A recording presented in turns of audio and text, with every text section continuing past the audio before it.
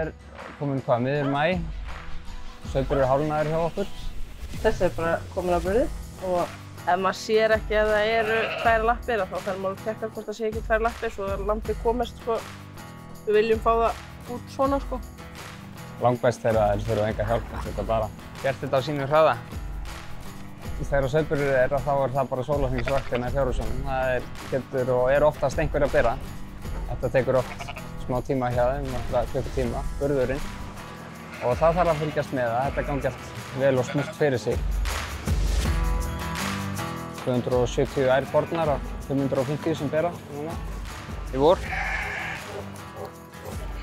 Stór og flottur hrútur.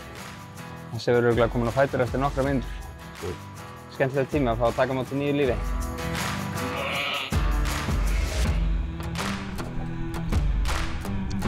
Þetta er alltaf jafn magnað sko. Veðrið er búið að leika vel við okkur og það skiptir mjög miklu máli. Það sé gott veður.